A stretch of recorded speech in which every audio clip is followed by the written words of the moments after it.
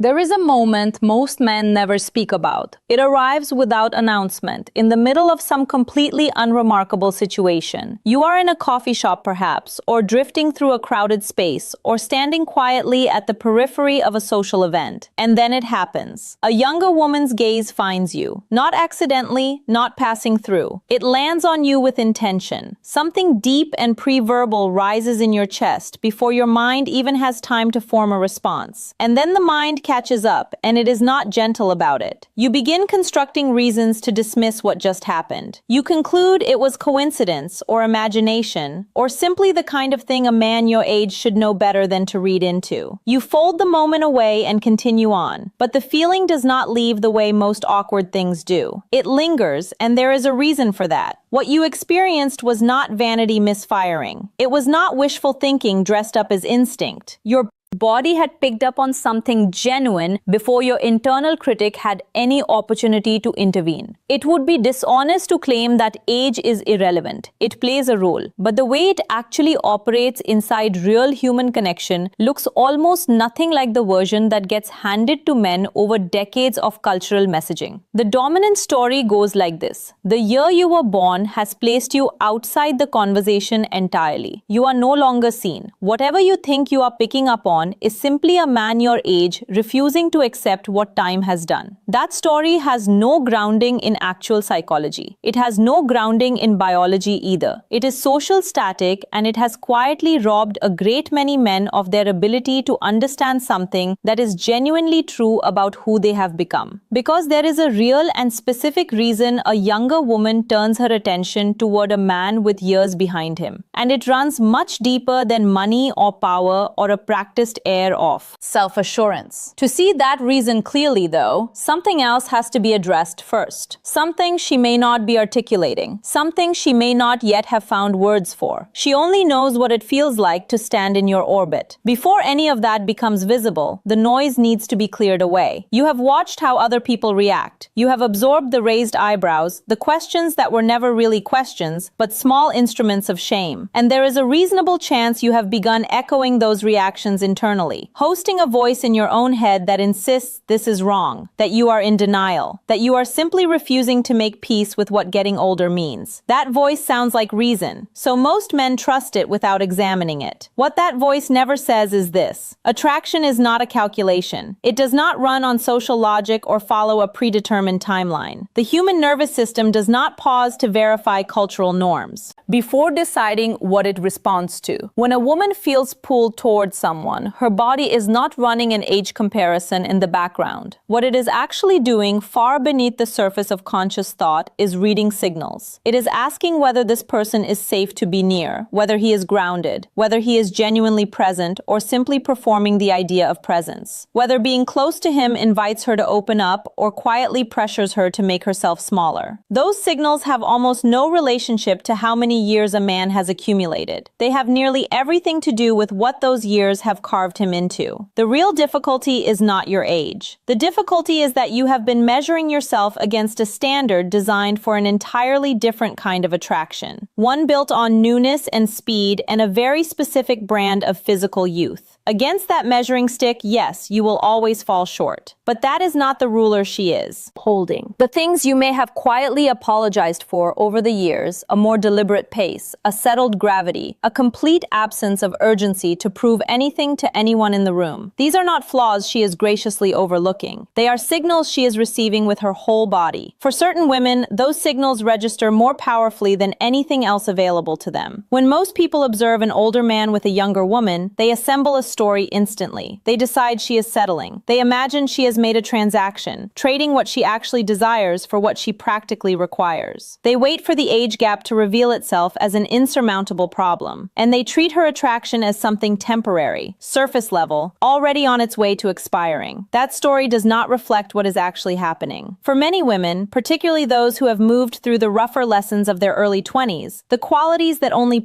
accumulate through real and honest living are not back backup preferences. They are primary. Every year you spend learning things the hard way is not a shortcoming. She is finding a way to forgive. In many cases, it is the very thing drawing her in. Think about what genuine years of living actually build inside a man. They build the ability to occupy a space without needing to dominate it. They build patience that is not strategic. Patience that grew from watching enough situations eventually find their own resolution. They build a kind of density, not heaviness, but groundedness. The unmistakable sense that this man has moved through enough difficulty that he no longer needs to advertise his strength. He has something beneath him that does not give way when external approval disappears. Now consider what a woman's instincts are genuinely reaching for. Not what looks appropriate, not what she has been advised to want, but the part of her that makes decisions before her. Conscious reasoning arrives. That part is reaching precisely for that groundedness, that settled, undemonstrative solidity. A man who has run out of things to prove. Imagine a younger man entering a room full of people. There is a vitality there, and it can be genuinely appealing. But underneath it, there is often a faint frequency of competition, of needing to be registered, of performing at sufficient volume to matter. Then there is a different man entirely. He sits and he laughs at something he finds genuinely funny, without looking around to see whether anyone else is validating his reaction. He is not conducting a quiet audit of the room for signs of approval. He simply is where he is. She notices. She may not be able to say why immediately, but something in her relaxes in a way it has not in a while. Noticing is only the opening. What keeps her returning to thoughts of you later is something more precise. Many men operate on the assumption that physical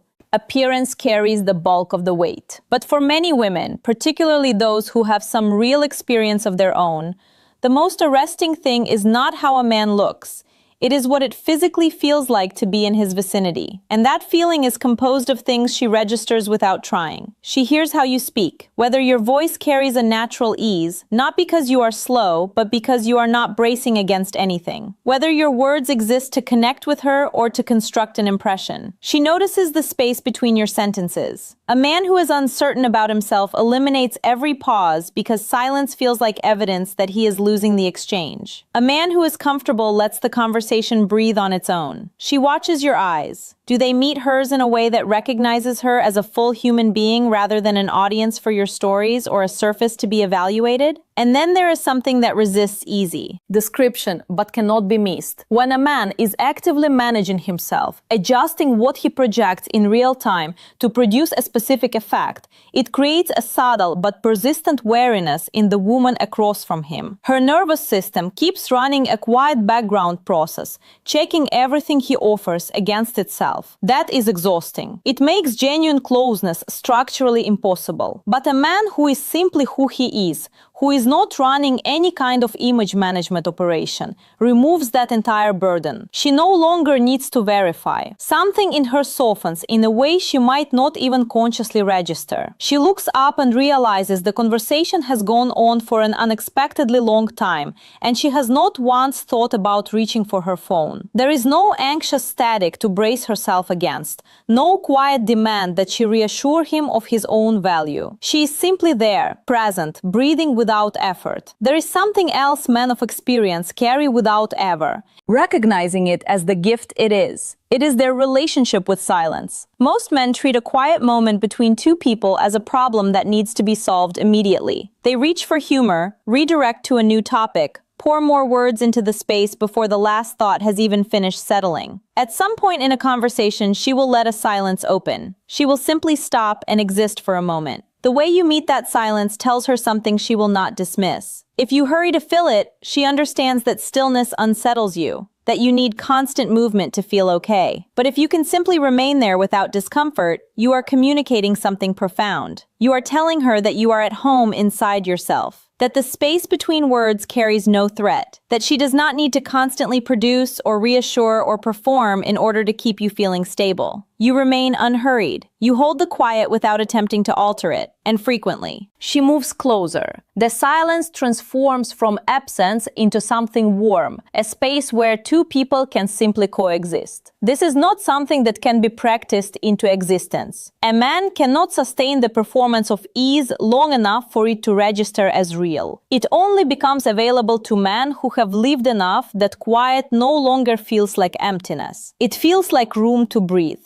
This leads to something many men spend their entire lives never quite arriving at. A younger woman who feels genuinely drawn to an older man is not acting on impulse or operating without information. In most cases, she has already learned the hard version of several important lessons. She has been in relationships where the surface looked entirely acceptable, but the interior felt wrong. She has been close to people who were warm one moment and destabilizing the next, where every conflict became catastrophic, where a significant portion of her energy went toward managing someone else's emotional weather instead of simply living her own life. She understands the specific depletion that comes from loving someone who has not yet found themselves. She carries no bitterness about it. She simply knows with great clarity that she is finished with it. When she comes across a man who is already assembled, who can move through a disagreement without converting it into a wound, who has no need to win in order to feel intact, who is simply and reliably steady, something in her whole body responds. It is the physical sensation of a person who has been bracing for a blow that never comes, finally being able to stop bracing. When you hold your position calmly rather than going cold or defensive, she registers that as safety. When you allow her to hold her own perspective without needing her to abandon it so you can feel secure, she takes note. She might describe it to someone later by saying that he does not make her feel like she has to shrink, that her intellect does not threaten him. What she is really describing is safety, a kind she had not been able to locate before. Not because the others meant harm, because they had not yet become themselves. She is not seeking a surrogate father. She is not replaying something unresolved from her history. She is recognizing something she has been looking for and finding it, possibly for the first time. Now comes the part that sits beneath everything else. More than anything you own, more than anything visible about you, she is watching for one specific thing. She is watching to discover whether you will allow her to be entirely herself. Most men apply pressure to the women in their lives without any awareness that they are doing it. They respond with warmth when things are easy and pleasant, and begin to withdraw the moment anything becomes complicated. Their internal state depends on her being manageable. She can sense this dynamic even when it is never acknowledged out loud, and so she begins to edit herself in small ways.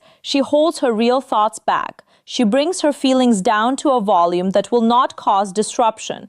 She quietly shrinks so as not to require too much. She disappears incrementally, piece by piece. A man who is genuinely settled inside himself does not generate that pressure. When she says something that is bold or contradictory, he does not stiffen. When she moves through a strong feeling, he does not treat it as a situation that requires fixing.